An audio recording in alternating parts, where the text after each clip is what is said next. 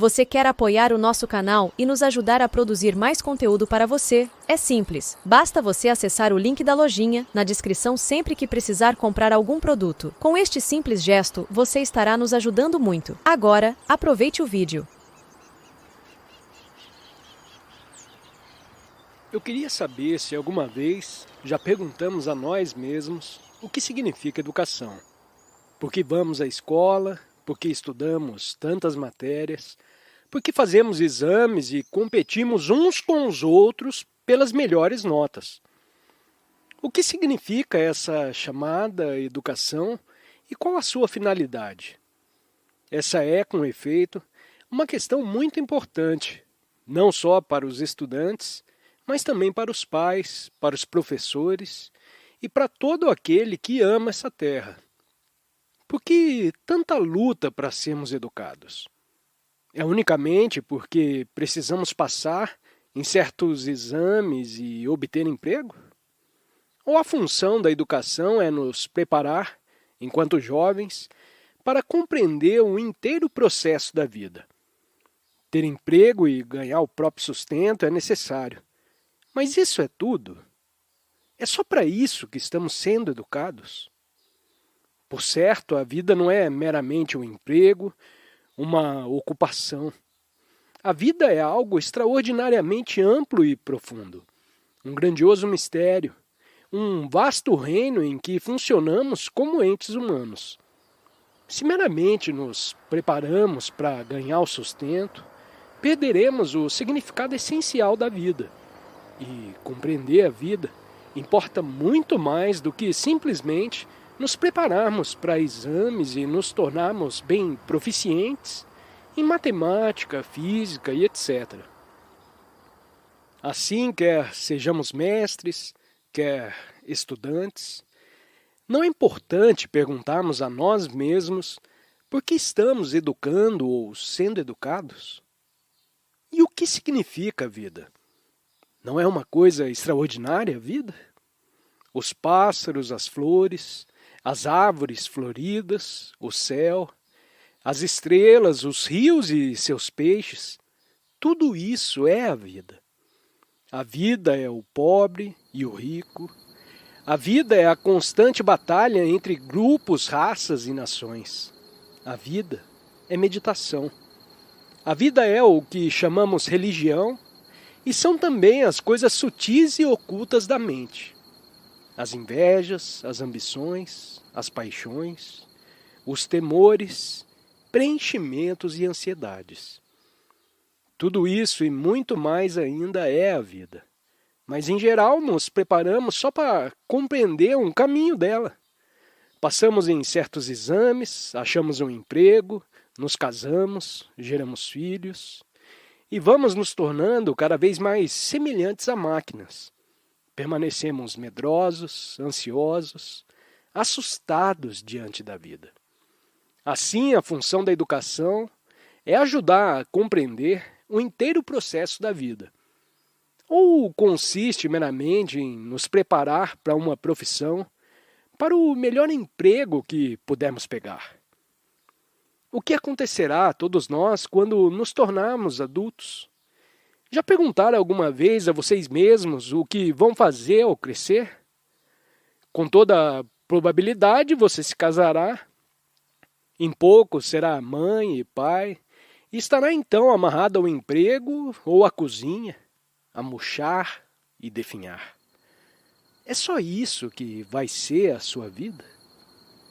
Já fez essa pergunta a você mesmo? Não deve fazê-la? Se sua família é opulenta, já tem talvez assegurado uma boa posição. Seu pai poderá te dar um emprego confortável ou pode fazer um casamento rico. Mas também aí murchará e se deteriorará. Percebe? A educação, por certo, nenhuma significação tem se não te ajuda a compreender a vastidão da vida com todas as suas sutilezas, sua extraordinária beleza, seus pesares e alegrias. Você pode conquistar graus, acrescentar uma série de letras ao seu nome e conseguir uma boa colocação. Mas e daí? qual o sentido de tudo isso se, nesse processo, a sua mente se torna embotada, cansada e estúpida? Assim não deve, enquanto está jovem, tratar de descobrir o significado da vida? E a verdadeira função do educador não é cultivar em você a inteligência que tentará encontrar a solução de todos esses problemas? Você sabe o que é inteligência? É sem dúvida a capacidade de pensar livremente, sem medo, sem nenhuma fórmula, de modo que por você mesmo comece a compreender o que é real, o que é verdadeiro. Mas se tem medo, nunca terá inteligência. Qualquer forma de ambição espiritual ou mundana gera ansiedade e medo. A ambição, portanto, não concorre para o aparecimento de uma mente clara, simples, direta e, portanto, inteligente. Veja quanto é importante viver enquanto jovem, num ambiente onde não exista temor. Os mais de nós, com o envelhecer, nos vamos tornando medrosos. Temos medo de viver, medo de perder o emprego, medo da tradição, medo do que digam os vizinhos, do que diga a nossa esposa ou o nosso marido, medo da morte. Quase todos nós sentimos medo numa forma ou noutra. E onde há medo, não há inteligência. Mas não é possível, enquanto jovens, vivermos todos nós num ambiente onde não haja medo, mas sim uma atmosfera de liberdade. Liberdade não simplesmente para fazermos o que quisermos, porém para compreender o integral processo do viver. A vida é realmente muito bela. Não é essa coisa feia que a fizemos ser. E só pode fruir sua riqueza, sua profundeza, seu inefável encanto, quando se revolta com tudo, contra a religião organizada, contra a tradição, contra a atual e corrupta sociedade. Para então, como ente humano, descobrir por você mesmo o que é verdadeiro. Não imitar, porém descobrir. Isso é que é educação. Você não acha? É muito mais fácil se ajustar ao que a sociedade ou pais e mestres te ensinam. É uma maneira segura e fácil de existir. Mas isso não é viver, porque aí há medo, declínio e morte. Viver é descobrir por você mesmo o que é verdadeiro. E isso só é possível quando há liberdade, quando há em você uma contínua revolução interior. Mas a isso você não é estimulado. Ninguém te ensina a duvidar, a descobrir por você mesmo o que é Deus. Porque se você se rebelar, você se tornará um perigo para tudo o que é falso. Seus pais e a sociedade desejam que viva em segurança e você também deseja segurança.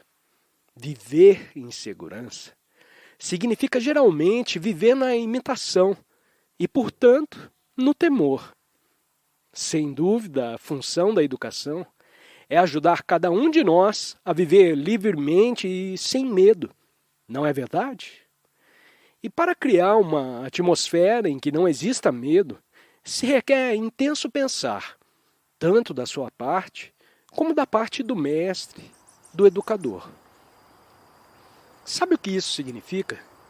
Que coisa maravilhosa seria se criasse uma atmosfera em que não existe o medo? E nós devemos criá-la, porque vemos o mundo empenhado em guerras intermináveis, dirigido por políticos ambiciosos, sequiosos de poder. Um mundo de advogados, policiais e soldados, de homens e mulheres ambiciosos, ávidos de posição e em luta uns com os outros para a conquistarem. E há também os chamados santos, os gurus religiosos com os seus seguidores. Também estes querem poder, posição nessa vida ou na vida futura. É um mundo insano, completamente confuso.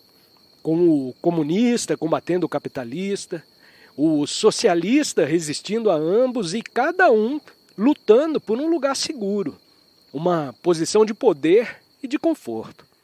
Um mundo dividido por crenças antagônicas, por distinções de classe, por nacionalidades separadas, por toda espécie de estupidez e crueldade. Eis o mundo em que está sendo educado. E aqui você se deve ajustar. Você é estimulado a se ajustar à estrutura dessa desastrosa sociedade. Seus pais desejam que o faça. E você também deseja se ajustar.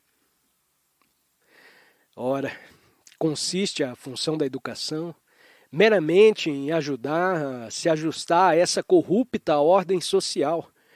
Ou sua função é nos dar liberdade? Liberdade completa para crescer e criar uma sociedade diferente, um mundo novo.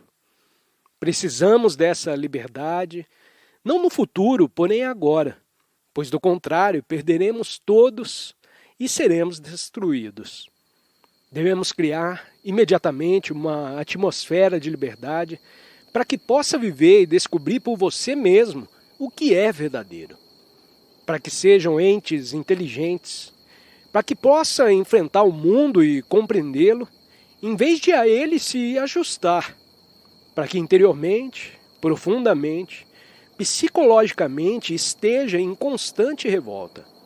Porque só os que se acham em constante revolta descobrem o verdadeiro, e não o homem que se ajusta, que segue uma tradição.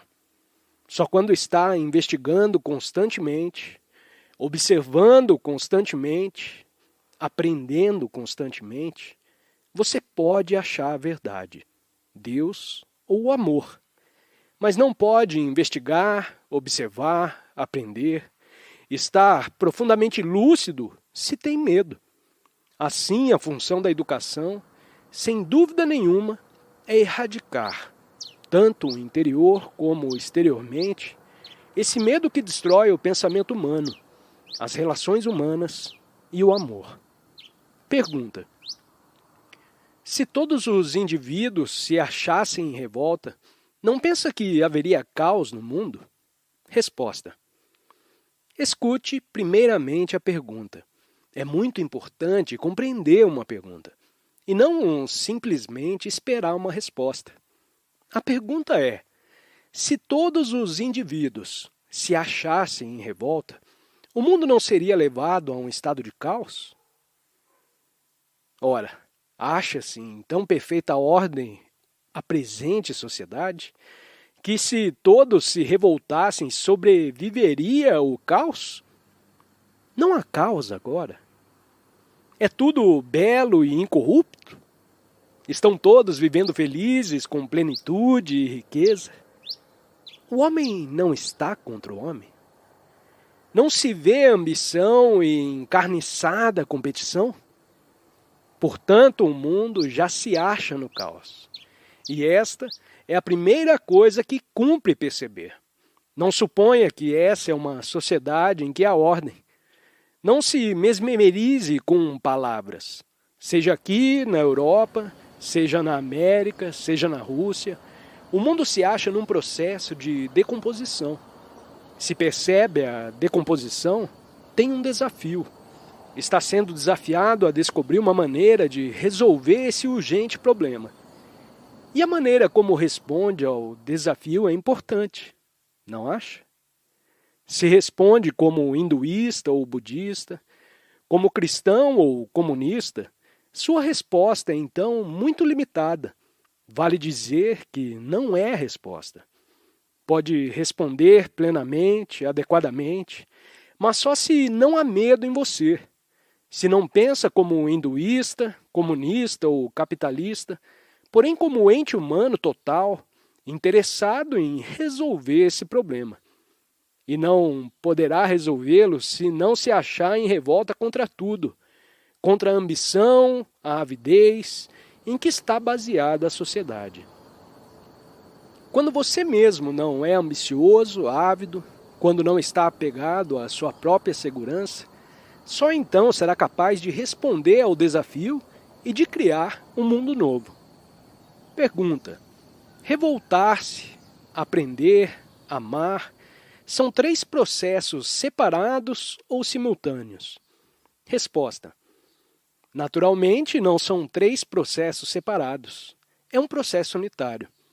Veja, é muito importante verificar o que uma pergunta significa. Essa pergunta está baseada em teoria e não na experiência.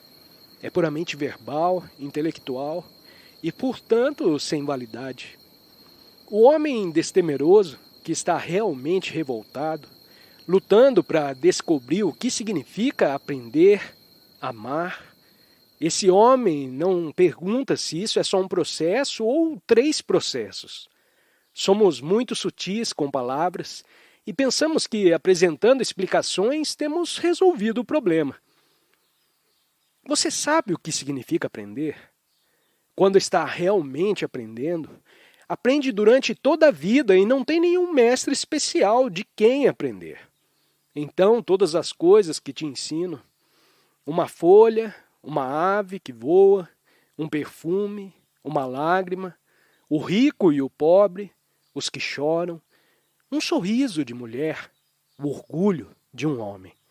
Aprende de todas as coisas e, portanto, não necessita de nenhum guia, nenhum filósofo religioso e nenhum guru.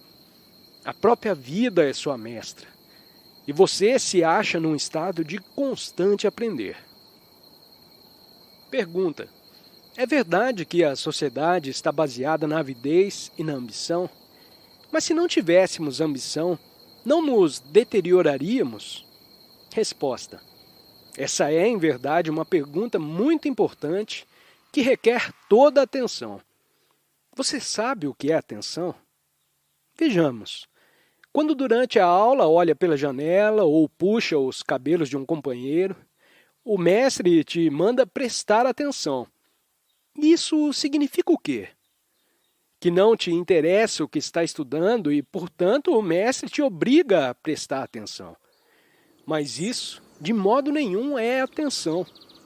A atenção quando sente profundo interesse por uma coisa, porque então procura, com amor, descobrir tudo o que a ela diz respeito. Então, sua mente inteira, todo o seu ser, está presente. Analogamente, no momento em que percebe que essa pergunta, se não tivéssemos ambição, não nos deterioraríamos, é realmente muito importante. Fica interessado e deseja descobrir a verdade a esse respeito. Ora, o homem ambicioso não está destruindo a si próprio? Isso é que se precisa averiguar em primeiro lugar, e não perguntar se a ambição é certa ou errada. Olhe em torno de você. Observe as pessoas que são ambiciosas. O que acontece quando você é ambicioso? Só pensa em você mesmo, não é verdade? É cruel, empurra os outros para o lado, porque está procurando preencher sua ambição, procurando se tornar um homem importante e criando assim na sociedade o conflito entre os que estão tendo êxito e os que estão ficando para trás. É uma batalha constante entre você e os outros, que também desejam o que deseja. E pode esse conflito produzir um viver criador? Compreende ou está muito difícil isso? Você é ambicioso quando gosta de fazer uma coisa por amor a ela própria? Quando está fazendo alguma coisa com todo o seu ser, não por desejar chegar a alguma parte ou obter alguma vantagem, porém simplesmente por gostar de fazer. Aí não há ambição, há? Não há, então, competição. Não está lutando com ninguém pelo primeiro lugar.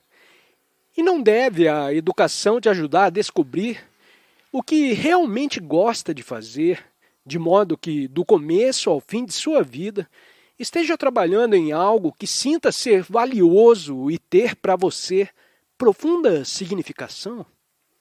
Do contrário, será até o fim de seus dias um ser digno de lástima. Quando não sabe o que gosta de fazer, sua mente cai numa rotina, em que só se encontra tédio, decomposição e morte. Eis por que é tão importante descobrir, enquanto jovem, o que gosta de fazer. Esta é realmente a única maneira de criar uma nova sociedade. Pergunta: na Índia, como na maioria dos outros países, a educação está sob o controle do governo. Em tais circunstâncias, é possível levar a cabo uma experiência da espécie que descreve? Resposta: se não houvesse assistência por parte do governo, poderia subsistir uma escola desse gênero? É o que está perguntando esse senhor. Ele vê que no mundo inteiro tudo está se tornando cada vez mais controlado pelos governos, pelos políticos, pelas pessoas investidas de autoridade que desejam moldar nossas mentes e nossos corações, que querem que pensemos de uma certa maneira. Seja na Rússia, seja em outro país qualquer, a tendência é para o controle da educação pelo governo. E esse senhor pergunta se é possível existir uma escola da espécie a que me refiro sem nenhuma ajuda governamental. Ora, o que dizem vocês? Se penso que uma certa coisa é importante, que merece nossos esforços, você lhe dá o seu coração, independentemente dos governos e dos decretos da sociedade. E então a coisa será bem sucedida. Mas, em geral, nós não damos nosso coração a coisa alguma. E é por essa razão que fazemos perguntas dessa espécie.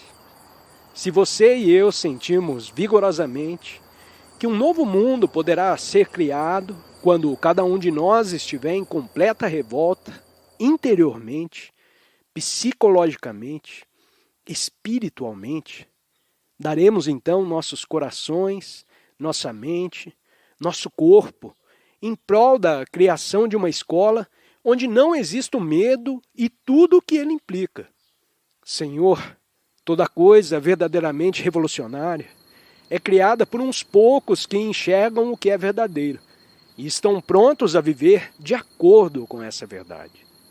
Mas o descobrir do verdadeiro requer que estejamos libertados da tradição e, portanto, libertados de todos os temores. Desejo examinar com vocês o problema da liberdade. É um problema muito complexo que requer profundo estudo e compreensão. Muito se fala de liberdade, liberdade religiosa e liberdade do indivíduo fazer o que deseja. Sobre essa questão, volumes têm sido escritos por homens eruditos. Mas eu penso que podemos considerá-la de maneira muito simples e direta, e chegar, talvez, à solução verdadeira.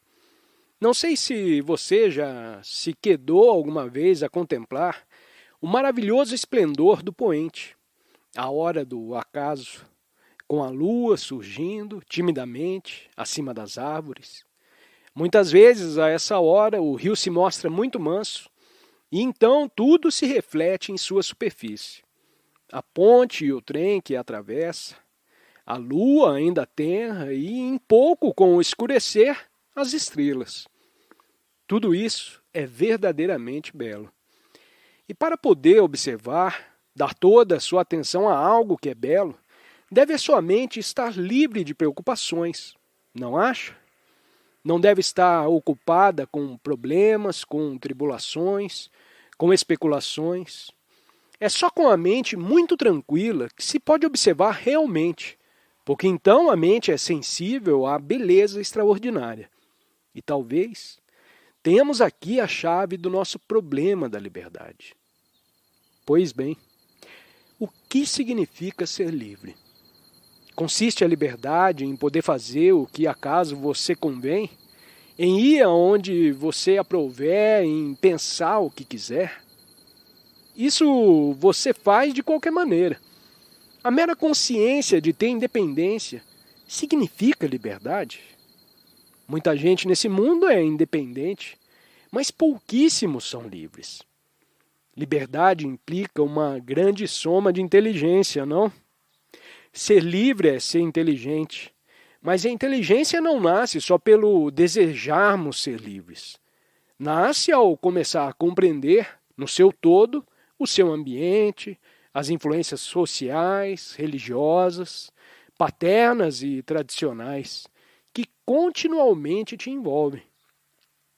Mas para compreender todas essas influências, a influência de seus pais, de seu governo, da sociedade, do meio cultural a que pertence, de suas crenças, seus deuses e superstições, da tradição a que impensadamente se ajusta.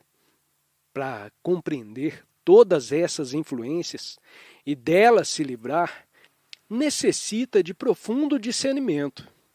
Mas você, em geral, você se submete a elas porque interiormente sente medo.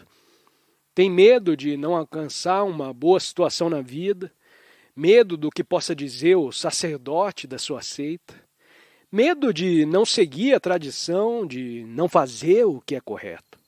Mas a liberdade é, com efeito, um estado mental em que não existe medo ou compulsão, nem ânsia de segurança. Não desejamos, quase todos nós, estar em segurança. Não desejamos ser considerados maravilhosos, que nos admirem a formosura, a superior inteligência. Do contrário, não acrescentaríamos letras aos nossos nomes. Tais coisas nos inspiram confiança em nós mesmos, nos fazem nos sentir importantes. Todos desejamos ser famosos. Mas no momento em que desejamos ser algo, já não somos livres. Veja isso, por favor, pois, com efeito, aí tem o fio que te levará à compreensão do problema da liberdade. Quer nesse mundo de políticos, de poder, posição, autoridade, quer no chamado mundo espiritual, em que cada um aspira a ser virtuoso, nobre, um modelo de santidade. No momento em que deseja ser alguém, já não é livre. Mas o homem ou a mulher que percebe quando tudo isso é absurdo, cujo coração é inocente e, portanto, não está sendo movido pelo desejo de ser alguém, esse é um ente livre. Se compreender isso em sua simplicidade, verá também sua extraordinária beleza e profundeza. Afinal de contas, os exames têm essa finalidade, de te dar uma posição, de te tornar alguém. Títulos, posição, conhecimentos servem de estímulo a ser algo. Não ouviu dizer a seus pais e mestres que deve ascender a uma certa posição na vida, que deve ter êxito como seu tio ou seu avô? Ou você mesmo trata de imitar o exemplo de um certo herói, igualar os mestres, os santos? Por isso, nunca é livre.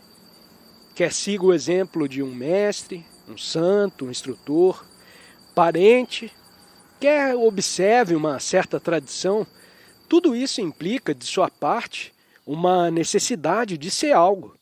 E é só quando compreende realmente esse fato que há liberdade. A função da educação é te ajudar desde criança a não imitar ninguém e ser sempre você mesmo. Mas isso é dificílimo. Ser sempre o que é, feio ou belo, invejoso ou ciumento, e compreendê-lo. O ser você mesmo é muito difícil, porque pensa que o que é ignóbil e que seria maravilhoso se pudesse converter o que é em algo nobre. Mas isso nunca acontecerá. Se, entretanto, olha o que realmente é e o compreende, então nessa compreensão há transformação. A liberdade, pois, consiste não em tentar se tornar algo diferente do que é, nem em fazer o que acaso deseja fazer, nem em seguir a autoridade da tradição, de seus pais, de seu guru, porém sim em compreender o que é a cada instante. Mas vocês não são educados para isso. Sua educação o estimula a se tornar isso ou aquilo. Mas isso não é compreensão de si mesmo. Seu eu é uma coisa sobremodo complexa. Não é meramente a entidade que vai à escola, que briga, que joga, que tem medo, mas é também algo que está oculto e que não é evidente. Compõe-se não apenas de tudo o que pensa, mas também de todas as coisas que foram incalculadas à sua mente por outras pessoas, por livros, pelos jornais, por seus líderes ou guias. E só é possível compreender tudo isso quando não deseja ser alguém, quando não imita, não segue ninguém. O que, com efeito, significa estar em revolta contra essa tradição de vir a ser algo.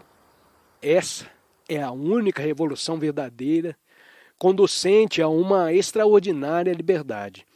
Cultivar essa liberdade é a verdadeira função da educação. Seus pais, seus mestres e seus próprios desejos te querem identificados com isso ou aquilo, para ser feliz e ter segurança. Mas para ser inteligente, não deve se libertar de todas as influências que te escravizam e esmagam? A esperança de um novo mundo está naqueles de vocês que começarem a ver o que é falso e a revoltar-se contra o falso. Não apenas verbalmente, porém realmente. E esta é a razão por que deve buscar a educação correta, pois só crescendo em liberdade poderá criar um novo mundo não baseado na tradição ou moldado de acordo com a idiosincrasia de certo filósofo ou idealista. Mas não haverá possibilidade de liberdade enquanto estiver meramente tentando se tornar alguém ou imitando um exemplo nobre. Pergunta: o que é inteligência? Resposta: vamos examinar essa questão com vagar, pacientemente para descobrir. Descobrir não é chegar a uma conclusão. Não sei se percebe a diferença. No momento em que chega a uma conclusão sobre o que é inteligência, deixa de ser inteligente. Foi isso o que fez a maioria das pessoas mais velhas. Chegaram a conclusões. Por isso, deixaram de ser inteligentes. Descobriu, pois, uma coisa, que a mente inteligente é aquela que está aprendendo constantemente, sem jamais tirar conclusões. E o que é a inteligência? A maioria das pessoas se satisfaz com uma definição do que é a inteligência. Ou dizem, esta é uma boa explicação.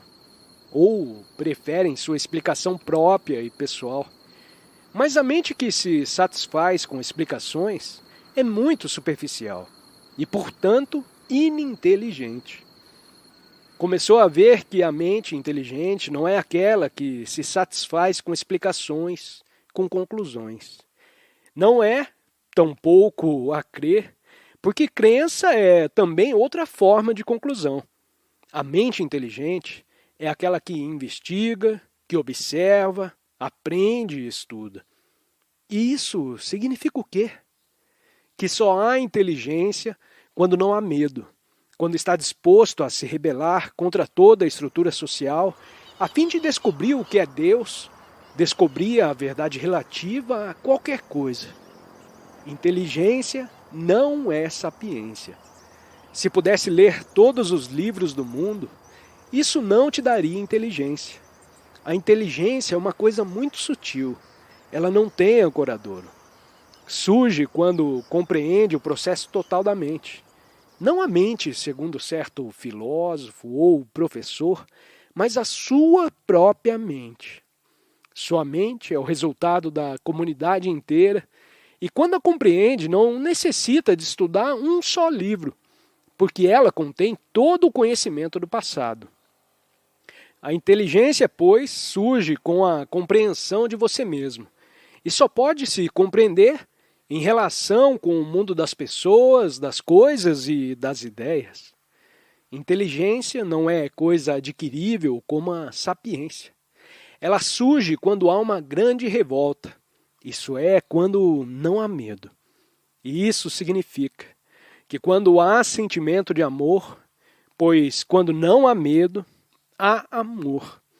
Se só está interessado em explicações, receio que irá achar que não respondi a sua pergunta. Perguntar o que é inteligência é coisa semelhante a perguntar o que é a vida. A vida é estudo e recreação, sexo, trabalho, disputa, inveja, ambição, amor, beleza, verdade. A vida é tudo, não é? Mas veja, os mais de nós não temos paciência para prosseguir séria e constantemente nessa investigação. Pergunta: pode a mente rude tornar-se sensível? Resposta: escute a pergunta, o significado que jaz oculto atrás das palavras. Pode a mente rude tornar-se sensível? Se digo que minha mente é rude e procuro torná-la sensível, o próprio esforço para torná-la sensível é rudeza. Veja bem isso, por favor. Não te mostre intrigado, observe. Mas se ao contrário reconheço que sou rude, sem desejar mudar de estado, sem procurar me tornar sensível, se começo a compreender o que é rudeza, se a observo em minha vida de cada dia, minha maneira sôfrega de comer, a rispidez com que trato as pessoas, o orgulho, a arrogância, a vulgaridade de meus hábitos e pensamentos, então essa própria observação transforma o que é. Analogamente, se sou estúpido e digo que devo me tornar inteligente, o esforço para me tornar inteligente é apenas uma forma mais ampliada de minha estupidez. Porque o importante é compreender a estupidez. Por mais que eu me esforce para me tornar inteligente, minha estupidez permanecerá. Poderei adquirir um superficial verniz de ilustração, ser capaz de citar livros, repetir passagens dos grandes autores, mas basicamente continuarei estúpido. Porém, se vejo e compreendo a estupidez, conforme se manifesta em minha vida diária, como me comporto com o meu empregado, como olho o meu vizinho, o homem pobre, o homem rico, o auxiliar de escritório, então esse próprio percebimento provoca a dissolução da estupidez. Tente isso. Se observe quando fala com seu serviçal, observe o enorme respeito que mostra com o patrão e o pouco caso que faz do homem que nada tem para te dar. Começará então a descobrir que é estúpido. E no compreender da estupidez, há inteligência e sensibilidade. Não tem de se tornar sensível. O homem que está tentando se tornar alguma coisa é feio e insensível, e é rude. Pergunta: como pode uma criança descobrir o que ela própria é sem a ajuda dos pais e mestres? Eu disse que uma criança é capaz disso, ou trata-se da sua própria interpretação do que eu disse? A criança descobrirá o que ela própria é se o ambiente em que vive a ajuda a fazer isso. Se os pais e os mestres têm verdadeiro interesse em que um jovem descubra a si próprio, não o obrigarão a isso. Criarão um ambiente em que o jovem possa vir a se conhecer. Você fez essa pergunta, mas trata-se de um problema vital para você? Se sente profundamente a importância de que a criança tem de descobrir-se a si própria e que não poderá fazê-lo sob pressão da autoridade, não trataria de cooperar para a criação do adequado ambiente? Temos aqui mais uma vez a velha atitude. Me diga o que eu devo fazer e eu o farei. Não dizemos cooperaremos para esse fim. Esse problema de criar um ambiente em que a criança possa ter conhecimento de si própria concerne a todos, aos pais, aos mestres e às próprias crianças. Mas o autoconhecimento não pode ser imposto. A compreensão não pode ser forçada. E se este é um problema vital para vocês e para mim, para o pai e o mestre, então juntos havemos de criar as escolas adequadas. Pergunta: me dizem algumas crianças terem assistido em suas aldeias a certos fenômenos sobrenaturais, como, por exemplo, de obsessão, e que têm medo de fantasmas, espíritos e etc. O que você me diz a respeito disso? Resposta: oportunamente investigaremos o que é a morte. Mas veja, o medo é uma coisa extraordinária. Vocês, crianças, têm ouvido histórias de fantasmas contadas por seus pais, pelas pessoas mais velhas. Do contrário, provavelmente nunca veria fantasmas. Alguém te falou a respeito da obsessão. São tão jovens que não podem saber dessas coisas. Não se trata de sua própria experiência, mas sim do reflexo de que foi dito por pessoas mais velhas. E os próprios mais velhos muitas vezes nada sabem sobre esses casos. Apenas leram num livro alguma coisa sobre o assunto e pensam ter compreendido. Suscita isso uma questão completamente diferente. A experiência não contaminada pelo passado? Se uma experiência está contaminada pelo passado, ela é meramente uma continuidade do passado e, portanto, não é uma experiência original.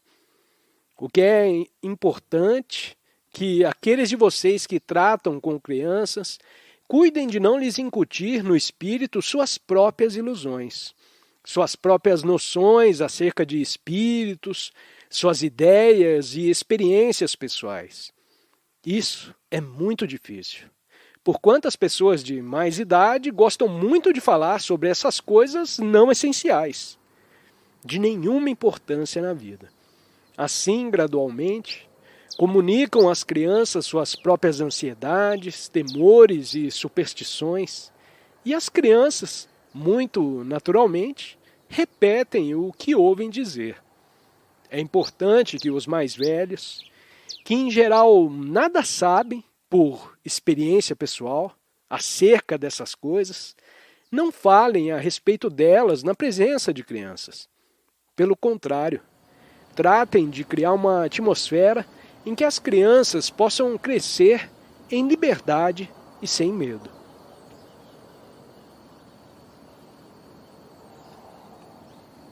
É de supor que alguns de vocês não compreenderam bem o que estivemos dizendo a respeito da liberdade. Mas, como já assinalei, muito importa estar aberto para as ideias novas, para o que é fora do habitual. É bom ver o que é belo, mas é necessário também observar o lado feio da vida, estar desperto para tudo. Analogamente, devem estar abertos para as coisas que talvez não compreendam muito bem, porque quanto mais pensar e cogitar sobre tais assuntos, talvez um tanto difíceis para vocês, tanto maior se tornará a sua capacidade de viver com plenitude. Não sei se alguns de vocês já notaram o sol refletido nas águas ao amanhecer. A suave claridade, a dança das águas escuras, a estrela matutina acima das árvores, a única estrela visível no céu. Notou alguma vez qualquer dessas coisas? Ou anda tão atarefado, tão ocupado com a sua rotina diária, que esquece ou nunca conheceu a própria beleza dessa terra em que juntos temos de viver? Quer nos denominemos comunistas ou capitalistas, hinduístas ou budistas, muçulmanos ou cristãos, quer sejamos cegos, aleijados ou sãos e felizes, essa terra é nossa. Compreende? É nossa e não de outro. Ela não é do homem rico, não é propriedade exclusiva dos governantes poderosos, dos nobres da terra. Porém, é nossa terra, sua e minha. Somos pessoas insignificantes, mas vivemos também nessa terra. Nela temos de viver todos juntos.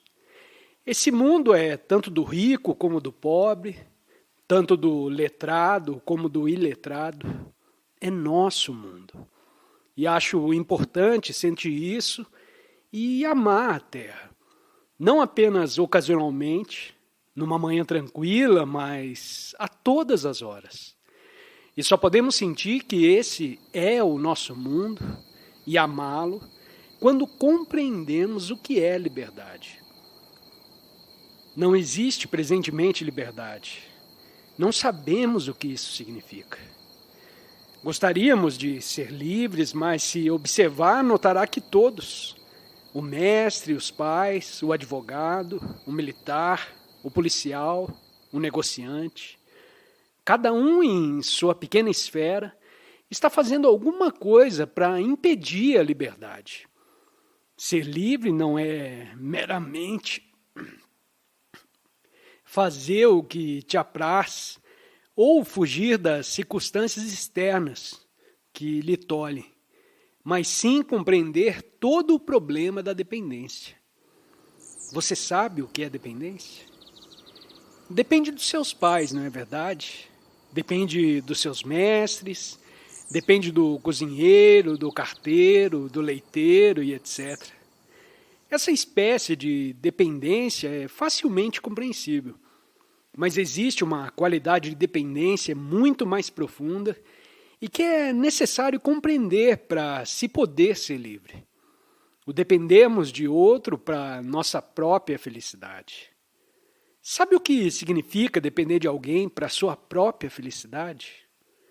Não é a mera dependência física de outra pessoa que tanto se prende, porém a dependência interior, a psicológica, da qual recebe sua suposta felicidade.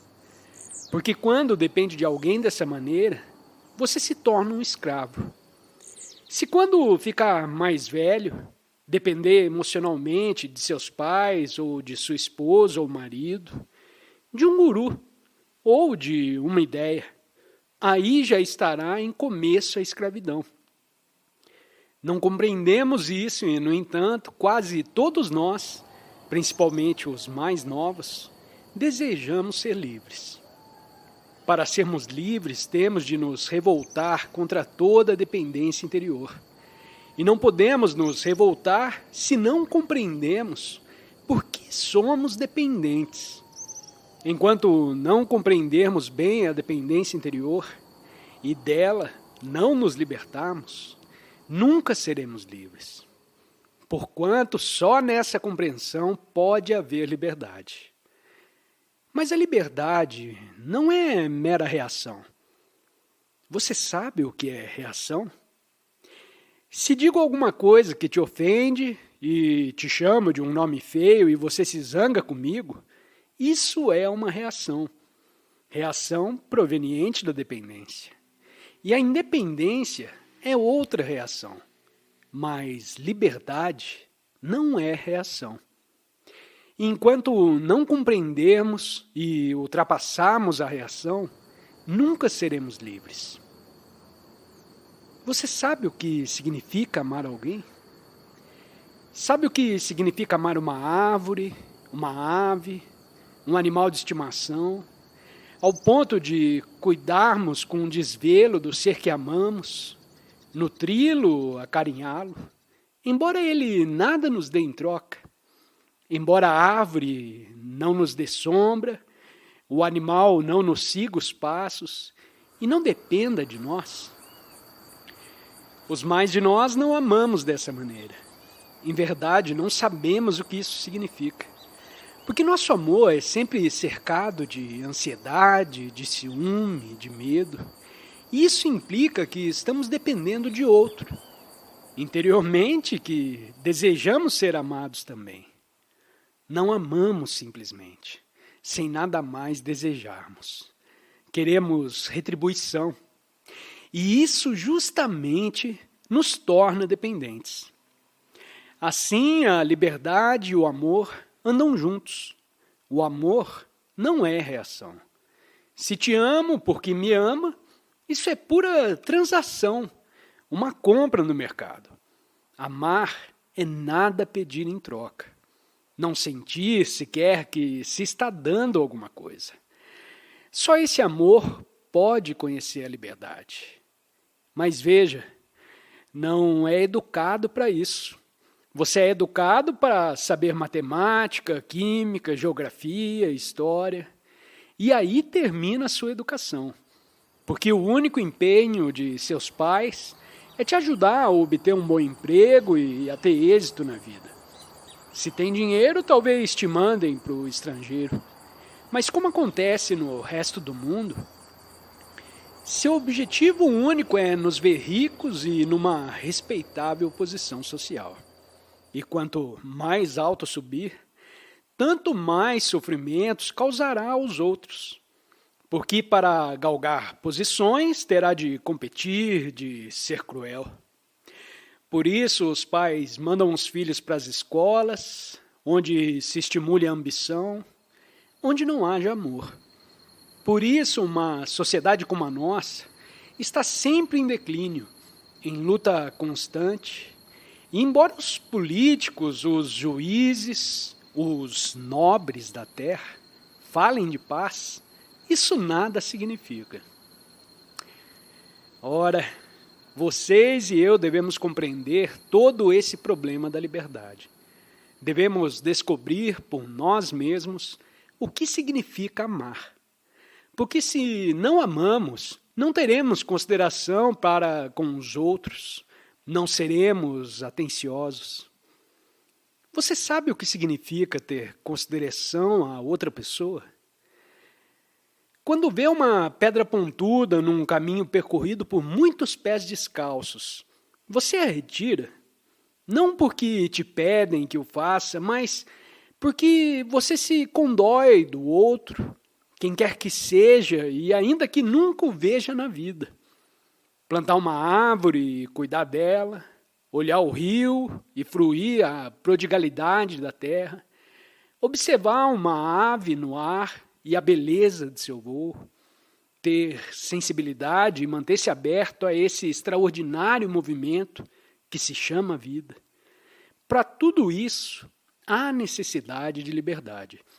E, para ser livre, você deve amar. Sem amor, não há liberdade. Sem amor, a liberdade é mera ideia, sem nenhum valor.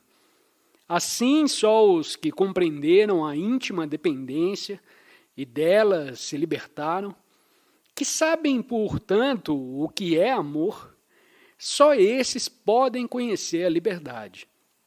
Só eles poderão criar uma nova civilização, um mundo diferente. Pergunta: qual a origem do desejo e como posso me livrar dele? Resposta: um jovem está fazendo essa pergunta. Por que deveria ele se libertar do desejo? Compreende?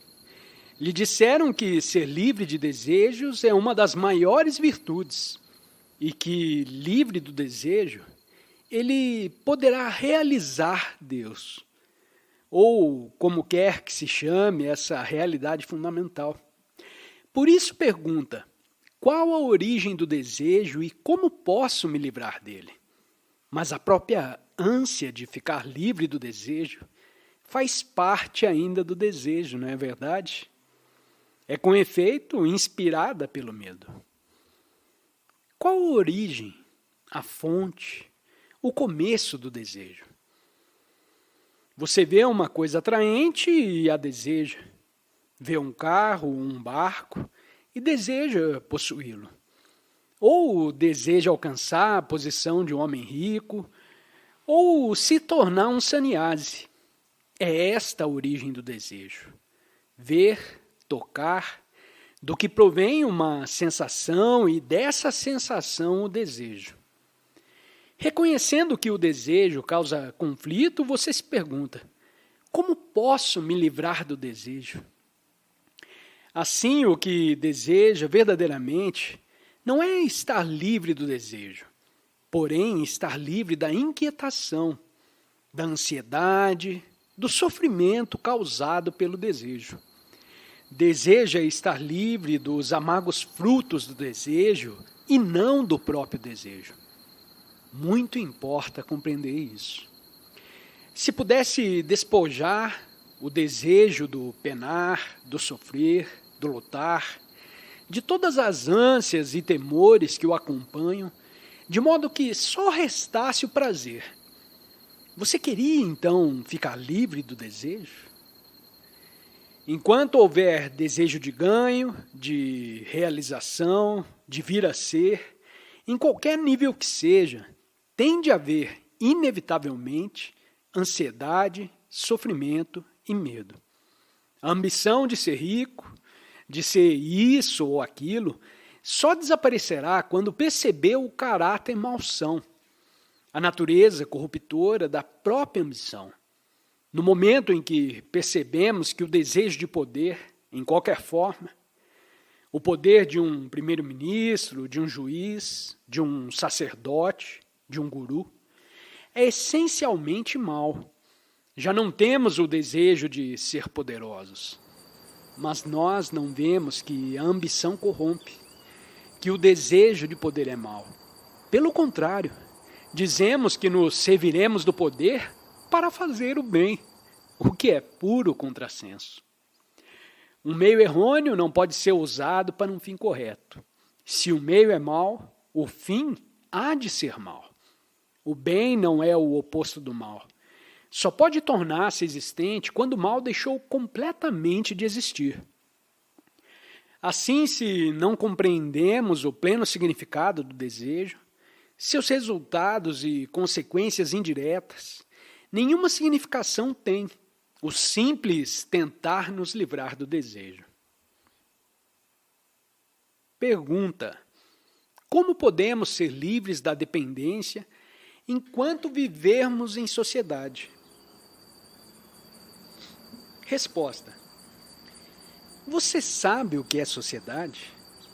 Sociedade são as relações entre homens, não é exato?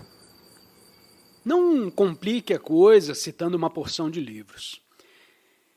Pense a esse respeito com toda a simplicidade e verá que a sociedade são as relações entre vocês e mim e os outros. As relações humanas constituem a sociedade. E nossa atual sociedade está alicerçada em relações de aquisição, não é verdade? Em geral, queremos dinheiro, poder, posses, autoridade. Num nível ou no outro, queremos posição, prestígio e edificamos assim uma sociedade de aquisição. Enquanto formos dados à aquisição, enquanto ambicionarmos posição, prestígio, poder e etc., pertenceremos a essa sociedade e, portanto, dela seremos dependentes. Mas se um homem não deseja nenhuma dessas coisas e permanece sendo simplesmente o que ele próprio é, com grande humildade, então está fora da sociedade, revolta-se e rompe com a sociedade. Infelizmente, a educação, hoje em dia, lhes prepara para vocês se submeter, se adaptar, se ajustar a essa sociedade de aquisição. Só nisso estão interessados os seus pais, os seus mestres, os seus livros. Enquanto vocês se submetem, enquanto são ambiciosos, ávidos, corrompendo e destruindo a outros em sua busca de posição e poderio, você é considerado um cidadão respeitável. São educados para se adaptar à sociedade. Mas isso não é educação. É apenas um processo de te condicionar para você se ajustar a um padrão. A verdadeira função da educação não é te preparar para ser um funcionário, um juiz ou um primeiro-ministro. Porém, te ajustar a compreender toda a estrutura dessa sociedade corrompida e te permitir crescer em liberdade, de modo que seja capaz de quebrar todas as prisões e criar uma sociedade diferente, um mundo novo. A necessidade de indivíduos revoltados, não parcialmente, porém totalmente revoltados contra o velho, pois só tais indivíduos poderão criar um novo mundo, um mundo não baseado na aquisição, no poder e no prestígio. Já estou a ouvir os mais velhos dizerem: isso nunca será possível. A natureza humana é o que é, e o que diz é puro absurdo. Mas nunca pensamos em descondicionar a mente adulta e em não condicionar a criança. Por certo, a educação é tanto curativa como preventiva. Vocês, estudantes mais velhos, já estão moldados, condicionados, já são ambiciosos. Desejam ter êxito como seu pai, como seu chefe ou outro qualquer. Assim, a verdadeira função da educação é não só te ajudar a descondicionar-se, mas também te ajudar a compreender o inteiro processo do viver dia por dia, para que possa crescer em liberdade e criar um novo mundo, um mundo totalmente diferente do atual. Infelizmente, nem os pais, nem os mestres, nem o público em geral estão interessados nisso. Eis porque a educação deve ser um processo de educar tanto o educador como o estudante. Pergunta: por que lutam os homens? Resposta: porque brigam os meninos. Vocês brigam às vezes com seu irmão ou com outros companheiros, não? Por quê? Briga por causa de um brinquedo. Outro menino levou a sua bola ou o seu livro e por isso você briga. Os adultos lutam exatamente pela mesma razão. E a diferença é só que os seus brinquedos são posição, riqueza e poder. Se você deseja poderio, e eu também quero poderio, lutamos. E é também por isso que as nações se guerreiam. Veja como é simples isso. Mas acontece que os filósofos, os políticos e as chamadas pessoas religiosas o tornaram complicado. É uma grande arte ter abundância de conhecimento e de experiência, conhecer as riquezas da vida, a beleza da existência, as lutas, as aflições, os risos, as lágrimas, e ao mesmo tempo saber conservar a mente muito simples. E só pode ter uma mente simples quando sabe amar. Pergunta: o que é ciúme? O ciúme implica insatisfação com o que é e inveja a outros, não é verdade? O próprio descontentamento com o que você é o começo da inveja. Deseja se igualar a outro que tem mais conhecimentos, ou que é mais belo, ou que possui uma casa maior, ou que tem mais poder, uma posição melhor do que a sua. Deseja ser mais virtuoso, deseja saber meditar melhor, deseja alcançar Deus, ser diferente do que é. Por essa razão você é invejoso e ciumento. A compreensão do que é dificílima. Portanto, requer que esteja completamente libertado do desejo de mudar o que é para outra coisa. O seu desejo de mudança gera inveja, ciúme. Ao passo que na compreensão do que é, há uma transformação do que você é. Mas veja, sua educação te impele a procurar ser diferente do que é. Quando tem ciúme, vocês dizem: ora, não seja ciumento, isso é terrível. E assim, luta para não ser ciumento. Mas esse próprio lutar faz parte do ciúme. Porquanto significa que deseja ser diferente. Uma linda rosa é uma linda rosa. Mas nós, entes humanos, fomos dotados da capacidade de pensar e pensamos erroneamente. Saber como pensar exige muita penetração, compreensão. Mas saber o que pensar é relativamente fácil. Nossa atual educação consiste em nos ensinar o que pensar. Ela não nos ensina como pensar, como penetrar, como explorar. É só quando tanto o mestre como o estudante sabem pensar que a escola é digna de seu nome. Pergunta: por que nunca estou satisfeito com alguma coisa? Resposta: é uma menina que está fazendo essa pergunta, e estou certo de que não lhe foi soprada por outro. Com sua pouca idade, deseja saber por que nunca está satisfeita.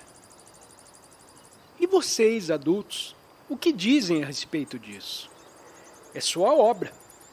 Criaram este mundo em que uma menina tão pequena pergunta por que nunca está satisfeita com alguma coisa. Vocês são tidos por educadores, mas não viram que a tragédia está aí. Costuma meditar, mas estão embotados, cansados, interiormente mortos. Porque nunca estão satisfeitos os entes humanos. Não é porque estão em busca da felicidade e porque pensam que, pela constante variação, serão felizes? Passam de um emprego para outro, de um estado de relação para outro, de uma religião ou ideologia para outra, pensando que com esse constante movimento de mudança encontrarão a felicidade. Ou ainda, procuram um canto isolado da vida e aí se deixam estagnar. Por certo, o contentamento é coisa muito diferente. Só se torna existente quando vê a você mesmo, tal como é, sem nenhum desejo de mudança, nenhuma condenação ou comparação. O que não significa aceitar simplesmente o que se vê e deitar-se a dormir. Mas quando a mente já não está comparando, julgando, avaliando, e portanto, de ver o que é, de instante em instante, sem desejar alterar, nesse próprio percebimento se encontra o eterno. Pergunta: por que devemos ler? Resposta: por que vocês devem ler? Escutem, bem quietos, o que vou dizer. Nunca perguntaram por que vocês deviam brincar, por que deviam comer, ou por que deviam olhar o rio, ou porque vocês são cruéis, não é verdade? Vocês só se rebelam e perguntam porque devem fazer uma certa coisa quando não gosta de fazê-la. Mas o ler, o brincar, o ser cruel, o ser bom, o ver o rio, as nuvens, tudo isso faz parte da vida. E se não sabe ler, se não sabe andar, se não sabe apreciar a beleza de uma folha, não está vivendo. Devem compreender a totalidade da vida e não apenas uma parte dela. É por isso que deve ler, que deve olhar para o céu. É por isso que deve cantar e dançar e escrever poesias, e sofrer e compreender, porque tudo isso é a vida. Pergunta: o que é timidez? Você não se sente acanhado ao ver um estranho? Não se sente acanhado ao fazer essa pergunta? Não se sentiria acanhado se, como eu, estivesse sentado nesse local aqui a discursar? Não sente uma certa perturbação, um certo embaraço, um desejo de ficar imóvel? Quando você se depara subitamente a uma bela árvore, uma flor delicada, uma ave deitada em seu ninho? É bom ser acanhado, mas na maioria dos casos o acanhamento denota que a pessoa está cônscia de si própria. Quando nos vemos em presença de uma pessoa importante, se uma tal pessoa existe, nós nos tornamos cônscios de nós mesmos. Pensamos: como é importante esse homem, como é notável, e eu não sou ninguém. Por isso uma pessoa se torna acanhada, ou seja, cônscia de si própria. Mas há uma timidez de espécie diferente e que é delicadeza, sensibilidade. Nestas, não há consciência da própria pessoa. Agradecemos por se juntar a nós nessa jornada de reflexão com Krishnamurti. Se essas palavras ressoaram em você, convidamos a explorar mais em 2 vídeos que estão destacados na sua tela. Desafie-se a aprofundar ainda mais o seu entendimento. Compartilhe suas percepções nos comentários. Queremos ouvir suas reflexões e criar uma comunidade de aprendizado. Não se esqueça de se inscrever para receber mais conteúdo. Até a próxima viagem de descobertas.